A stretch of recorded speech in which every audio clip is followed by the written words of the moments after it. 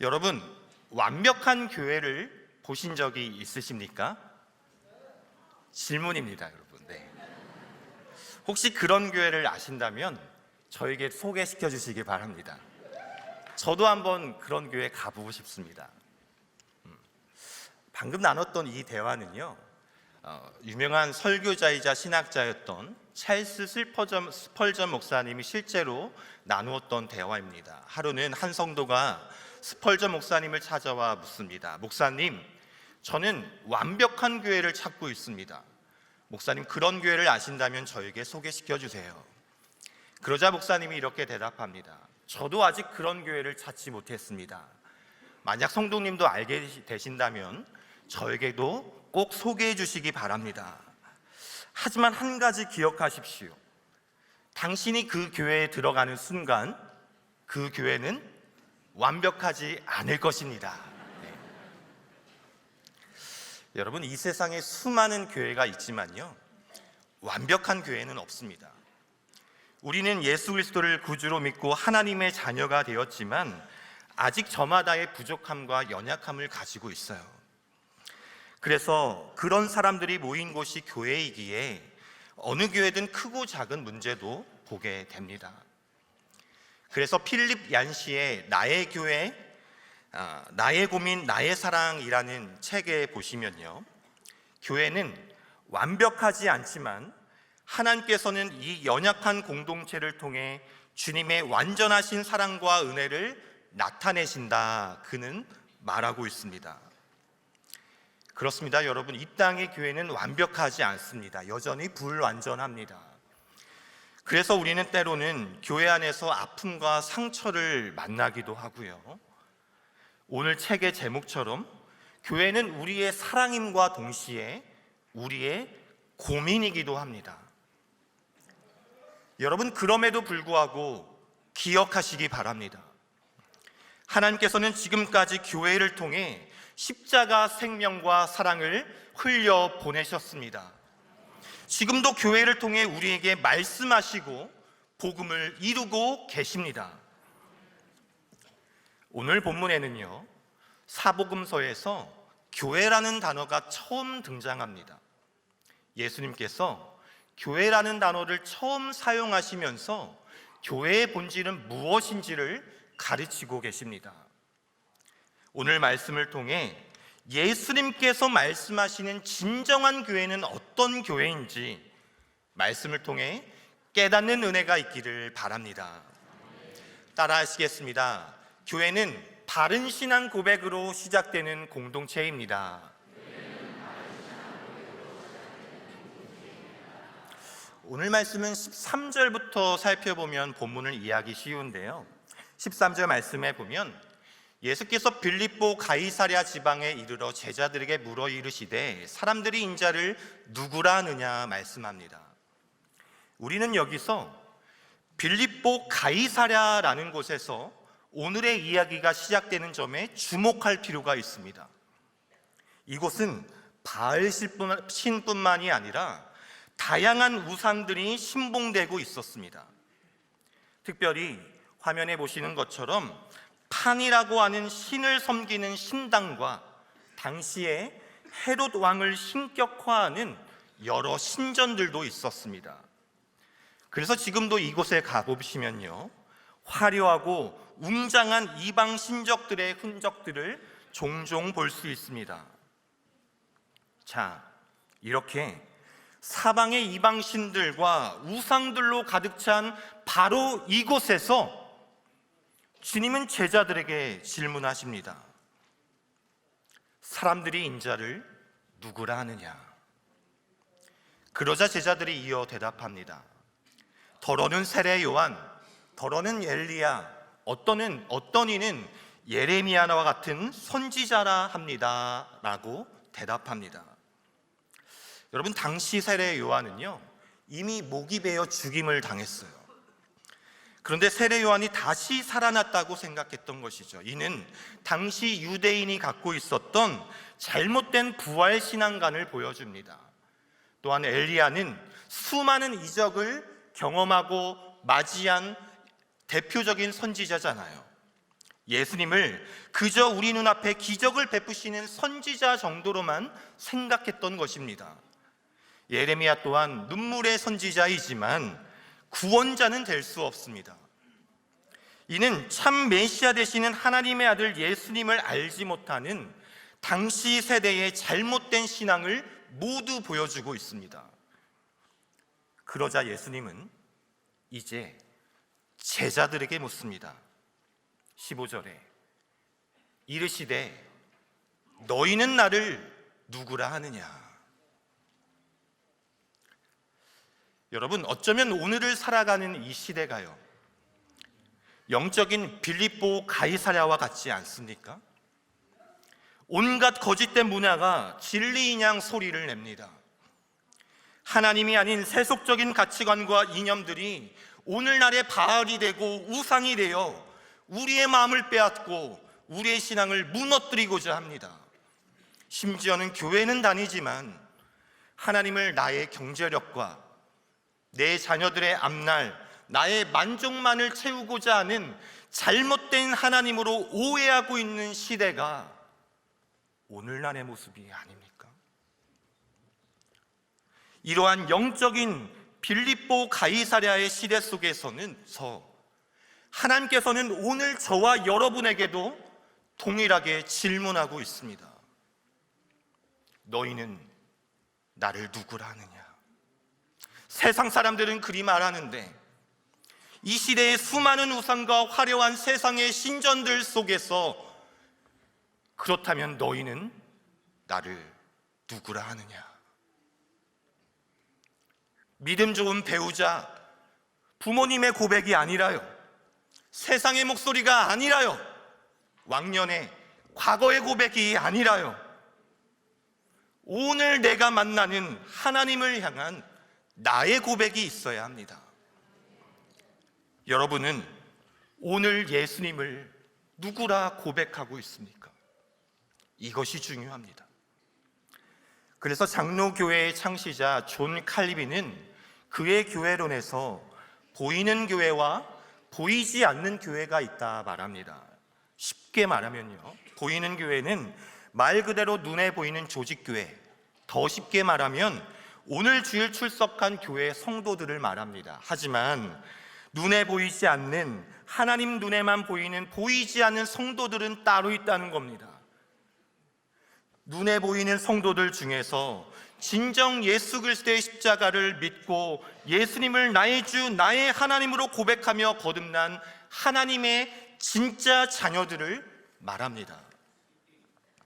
그래서 로마서 10장 9절 말씀에는 이렇게 말씀하시죠. 이 말씀을 함께 읽겠습니다. 시작. 내가 만일 내 입으로 예수를 주로 시인하며 또 하나님께서 그를 죽은 자 가운데서 살리신 것을 내 마음에 믿으면 구원을 받으리라. 아멘. 바라기는 예수님이 누구이신지를 바로 알고 믿음으로 고백하는 하나님 보시기에 진정한 그리스도인 되기를 바랍니다. 이렇게 너희는 나를 누구라 하느냐라는 예수님의 질문에요, 베드로가 이제 이렇게 고백합니다. 우리 16절 말씀은 여러분의 목소리로 읽겠습니다. 시작.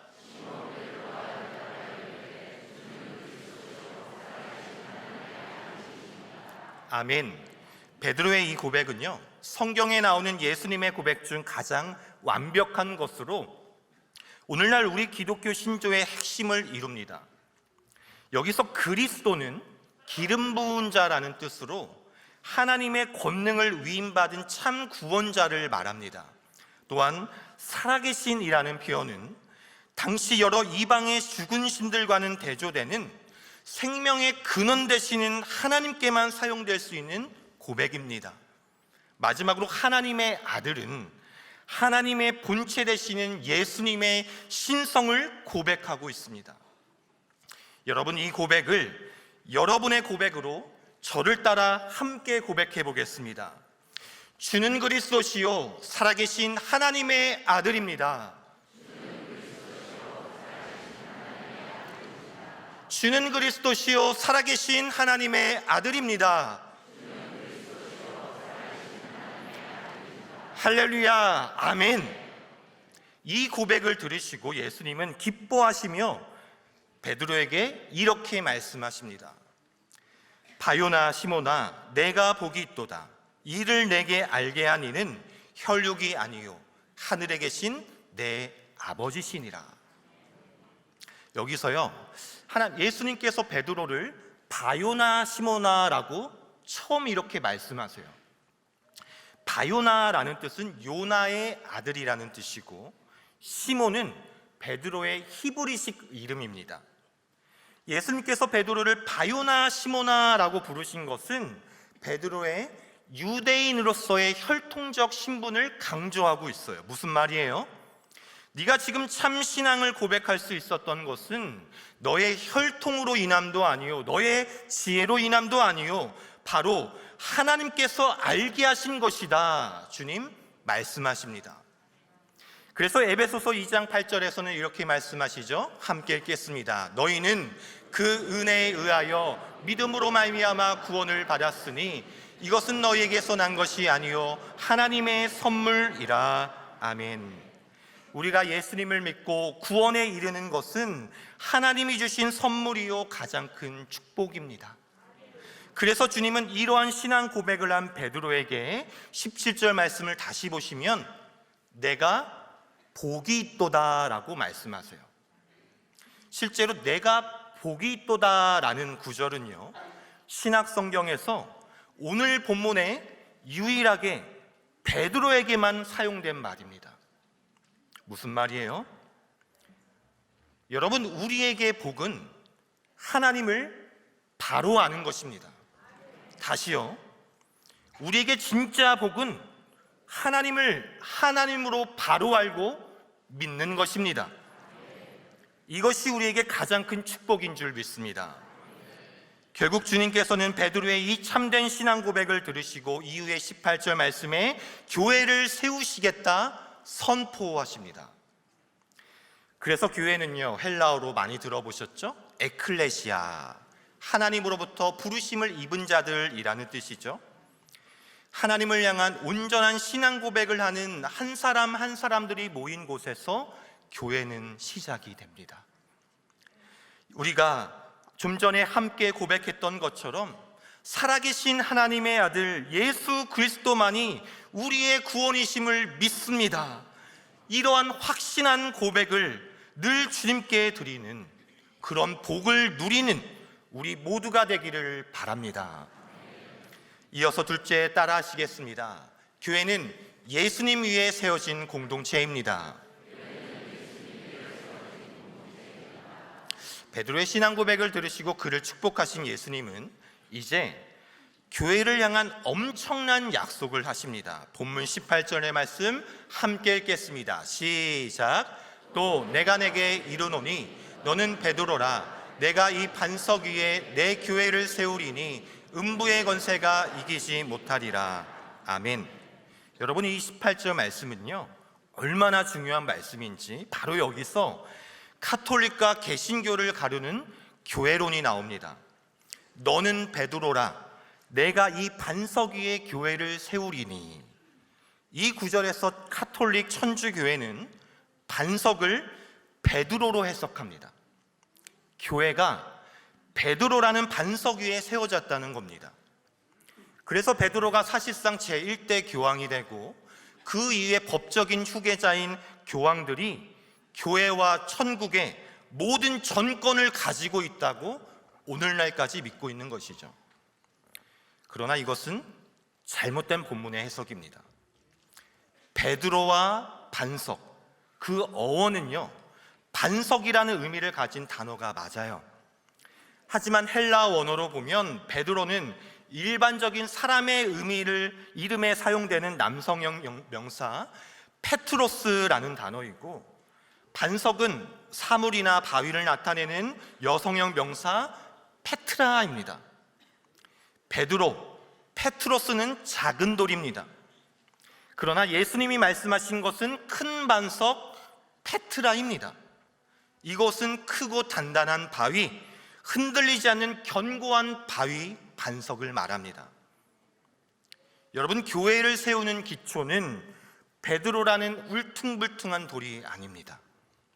지금은 엄청난 신앙 고백을 하고 있지만 후에 예수님을 3번이나 부인한 불완전한 인격 위에 어찌 교회를 세울 수 있겠습니까?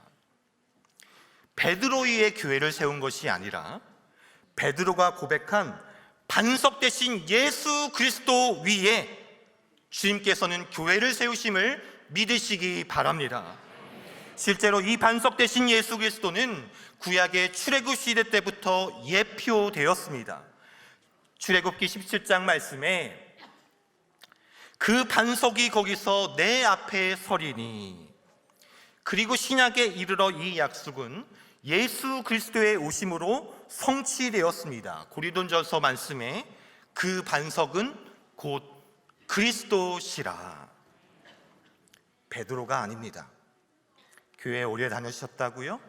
교회에 많은 업적을 하셨다고요? 물론 그것은 귀한 섬김입니다. 하지만 그 어떤 기득권자도 교회의 반석이 될 수는 없습니다. 그래서 성경은 예수 그리스도께서 교회의 반석일 뿐만이 아니라 교회의 머리가 되신다 말씀합니다. 골로새서 1장 18절 말씀에 보면 그는 몸인 교회의 머리시라. 에베소서에서도 그는 머리니 곧 그리스도시라. 여기서 머리 대신 그리스도를 말씀하는 본문을 NIV 영어 성경을 보면 모두 정관사 더가 그 앞에 붙어서 고유명사를 만들어줍니다. 다른 머리는 없다는 거예요. 고유한 분 한 분만이 있다는 거죠. 그 누구도 교회의 머리가 되어서는 안 됩니다. 그러므로 우리는 교회의 유일한 머리 대신 예수 그리스도를 확실히 고백하는 교회, 그런 성도가 되어야겠습니다. 또한 18절의 말씀을 다시 보시면 주님은 교회를 뭐라고 하시죠? 내 교회라고 하세요. 내 교회. 영어 성경에는 말 그대로 마이 처치, 헬라어 원어를 확인해도 교회라는 뜻의 에클레시라는 단어 앞에 1인칭 단수 소유격 대명사가 자리합니다. 오늘 무슨 외국어 수업 같죠? 네, 중요합니다. 무슨 말이에요? 1인칭 단수 소유격, 교회의 소유자는 오직 단 한 분이시라는 거죠.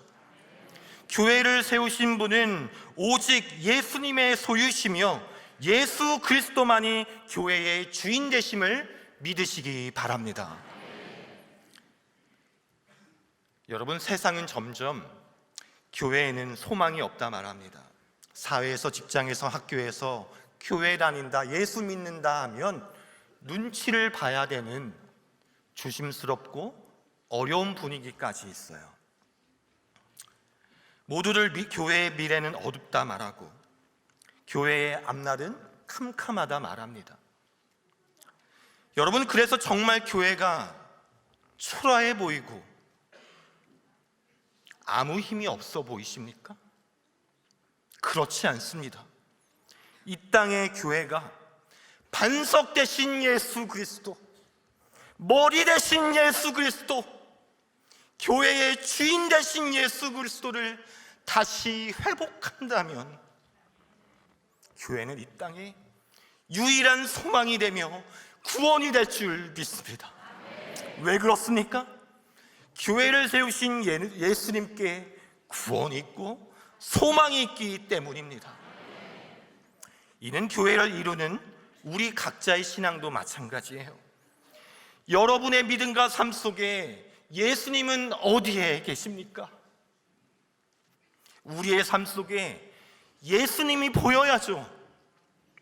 예수님의 사랑이 느껴지고 예수님의 음성이 들려줘야죠.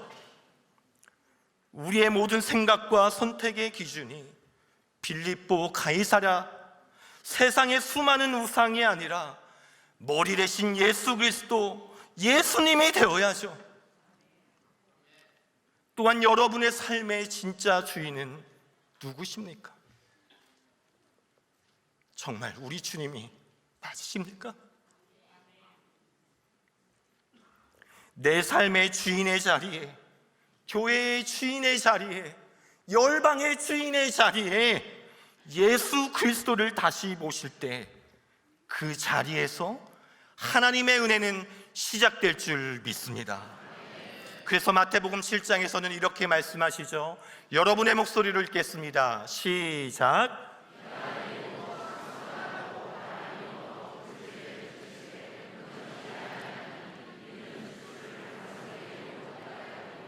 아멘.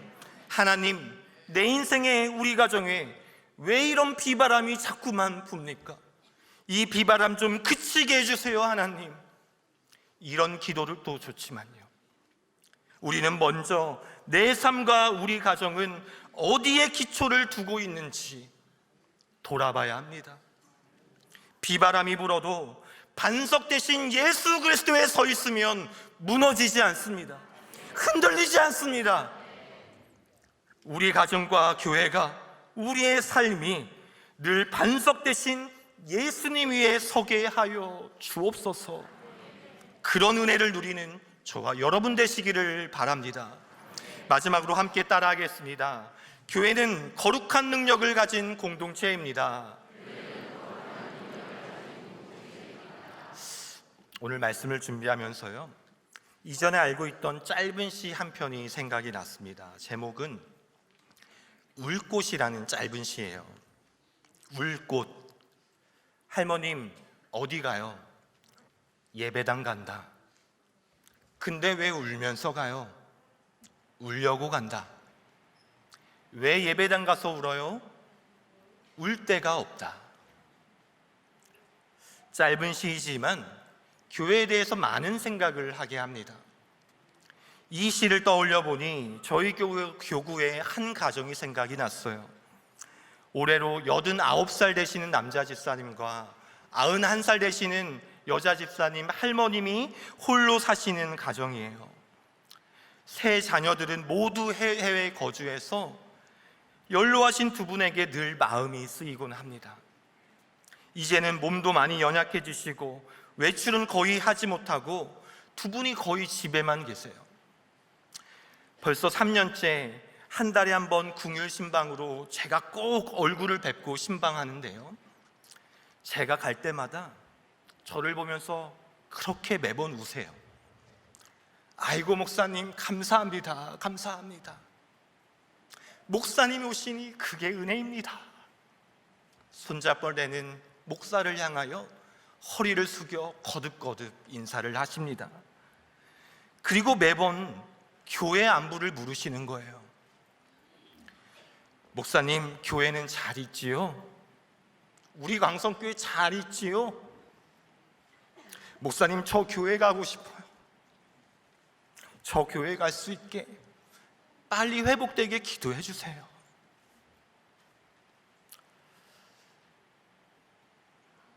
여러분, 이 91살 되시는 할머님 집사님의 마음 안의 교회는 어떤 곳일까요? 많이 외로우실 텐데, 이 집사님 마음 안에 있는 교회는 교회가 위로이고 소망이고 회복이며 사랑이신 예수님 그 자체인 것입니다. 여러분, 교회는 바로 이런 곳입니다. 세상이 줄 수도 알 수도 없는 참 평안이 있는 곳, 하나님의 품과 같이 우리의 영혼이 참 사랑과 안식을 누리는 곳, 세상과는 다른, 세상이 줄 수 없는, 세상과 구별된 곳입니다. 때로는 세상과 비교해 보면 초라해 보이고 부족해 보일 때가 왜 없겠어요. 하지만 교회가 세상과 구별된 능력은 어디서 옵니까? 오늘 본문 18절 하반부에는 교회를 음부의 권세가 이기지 못하리라 주님 말씀하십니다. 한국 교회가 어렵다, 세계 교회는 이제 소망이 없다 말들 합니다. 그러나 세계 역사의 교회의 역사 속에서 교회를 핍박하고 공격했던 그 어떤 세상의 권세도 교회를 무너뜨릴 수는 없었습니다. 왜 그렇습니까? 예수 그리스도 위에 세워진 교회는 사단의 권세를 이기고 승리하는 줄 믿습니다. 사망 권세를 물리치시고 부활하신 예수님께서 모든 성도의 부활의 보증이 되시고 우리에게 승리를 주실 줄 믿습니다. 믿습니다. 믿습니다. 이렇게 음부의 권세를 이기게 하신 예수님께서는 마지막으로 교회에게 허락하신 거룩의 능력을 19절에 이렇게 말씀하십니다. 함께 읽겠습니다. 내가 천국 열쇠를 내게 주리니 내가 땅에서 무엇이든지 매면 하늘에서도 매일 것이요 내가 땅에서 무엇이든지 풀면 하늘에서도 풀리리라 하시고 아멘. 주님께서는 이제 천국 열쇠를 교회와 모든 성도들에게 맡기셨습니다. 이것은 하나님이 우리에게 주신 거룩한 능력입니다. 그러므로 우리는 주님께서 맡기신 이 천국 열쇠 복음을 잘 사용해야 합니다. 구원이 필요한 이들에게는 문을 활짝 열고 풀어서 복음으로 인도해야 합니다. 하나님의 교회를 무너뜨리는 음부의 권세, 거짓 이단과 그릇된 문화 앞에서는 그들을 단단히 메고 막아야 합니다. 이는 우리 개인의 삶에도 그대로 적용이 돼요. 세상의 유혹과 시험 앞에서는 주님 주신 천국 열쇠 복음으로 여러분의 삶을 단단히 메고 막으시기 바랍니다. 또한 여러분의 가정과 삶에서는 그 복음을 풀고 열어서 날마다 복음의 능력을 경험하시기 바랍니다. 여러분, 오늘날 교회가 왜 힘을 잃어가는 것처럼 보일까요? 그것은 교회가, 성도가 거룩을 잃어버렸기 때문입니다. 교회의 능력은 거룩함에 있습니다. 큰 교회를 두려워하는 것이 아니라 사단은 거룩한 교회를 두려워합니다. 거룩한 성도를 두려워합니다. 그러므로 우리에게 진정 필요한 것은 이 거룩을 회복해야 되는 줄 믿습니다. 그래서 에베소서 5장에서는 이렇게 말씀하시죠. 함께 읽겠습니다. 이는 곧 물로 씻어 마음으로 깨끗하게 하사 거룩하게 하시고 자기 앞에 영광스러운 교회로 세우사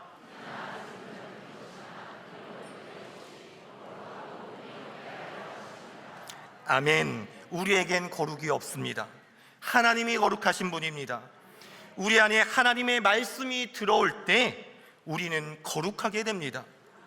기도로 거룩하신 하나님과 연결될 때 우리의 영혼은 정결케 됩니다.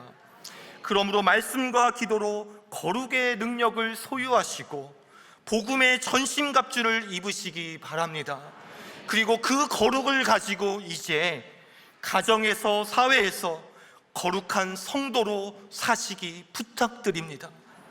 그러할 때 바로 그곳에서 복음의 능력을 경험하게 될 줄 믿습니다. 이제 말씀을 맺겠습니다. 교회는 주님을 향한 살아있는 신앙 고백으로 시작이 됩니다. 교회는 오직 예수님 위에 세워지며 거룩한 능력을 가진 공동체입니다. 이제 여러분이 그런 교회가 되어주시기 바랍니다. 내가 교회입니다. 우리가 교회입니다. 주님은 너희가 하나님의 성전인 것과 하나님의 성령이 너희 안에 계신 것을 알지 못하느냐 말씀하세요. 내가 성전이 되어서, 내가 교회가 되어서요, 내가 있는 삶의 모든 자리에서 살아있는 믿음으로 예수님 위에 서서 거룩의 능력으로 살아가시기 바랍니다. 그러할 때 여러분이 서 있는 바로 그곳이 하나님의 임재가 임하고 주님의 은혜를 경험하게 되는 이 땅의 진정한 교회가 될 줄 믿습니다. 이렇게 이 땅의 구원과 소망이 되시는 예수 그리스도의 은혜와 사랑을 더욱 풍성히 누리는 우리 교회, 그런 우리의 삶이 되시기를 주님의 이름으로 축원드립니다. 기도하겠습니다. 우리의 반석 되신 하나님, 오늘 말씀을 통해 우리의 신앙을 돌아보고 교회에 대한 주님의 마음을 다시금 심겨주시니 감사합니다. 우리의 삶 속에서 늘 살아있는 믿음을 주님께 드리게 하시고 예수님께서 우리의 반석이 되시고 교회의 머리가 되심을 늘 기억하게 하여 주옵소서. 또한 주님께서 세우신 우리 거룩한 빛 강성교회가 오직 하나님께만 영광을 드리며 이 세상의 소망을 전하는 그런 교회 되게 하여 주옵소서. 예수님의 이름으로 기도드립니다. 아멘. 다 같이 일어나셔서 우리 파송의 찬양으로 함께 찬양하며 나아가겠습니다. 진리의 허리띠를 띠고 그의 오심령을 붙이라.